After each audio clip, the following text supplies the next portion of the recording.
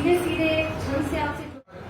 कि मान व सम्मान स्वाभिमान के ही अनुरूप अपना सदैव परिधान होना चाहिए और इतिहास रहा सदा शौर्य शक्ति वीरता का निज देश पर ही अभिमान होना चाहिए। अब तोड़ना चाहे जो देश मेरा, ऐसे गद्दारों का सिर काट लेने का ऐलान होना चाहिए और बह जाए सारा रक्त भले मेरा देश हित मैं ना रहूं हिंदुस्तान होना चाहिए। आप सभी को एक कविता से जोड़ती है। ये जो ऑपरेशन सिंदूर हुआ, आप सभी को पता होगा कि इसमें 2 महिलाएं जो इसमें उपस्थित थी।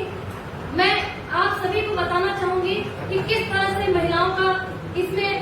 प्रारूप हुआ और आप अब कह सकते हैं कि मैं कविता से सीधे सीधे बिना भूमिका के बोलती हो सकूंगा कि कर दूं मैं सत्य कल्पनाएं मैं आशा की वो ज्योति हूँ जग में जिसका नामोल कोई अनमोल शिक्ष होती। द्रौपदी सी नहीं लचा रही अब हर एक पुरुष पे भारी हूँ, द्रौपदी सी नहीं लचा रही अब हर एक पुरुष पे भारी हूँ, अब कभी न ऊंची चिंगारी में वो सच सती प्राणों की रक्षा करने मैं वही सती सावित्री हूँ, कात्यायनी जीवनदायी दुर्गा मैं ही इतिहास प्रेरणा,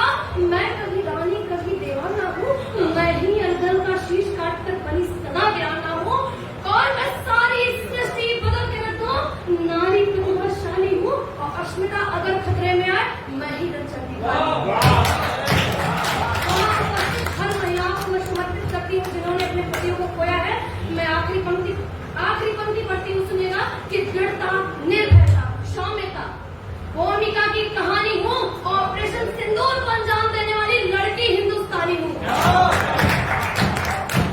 मैं छंद आपको सीधे सीधे समर्पित करती हूँ कि आज जो परिवेश चल रहा है, हालांकि सेना अपना काम कर रही है पर हमें क्या करना चाहिए। मैं एक छंद पढ़ती हूँ, आखिरी छंद आपको सौंपती हूँ, सुनेगा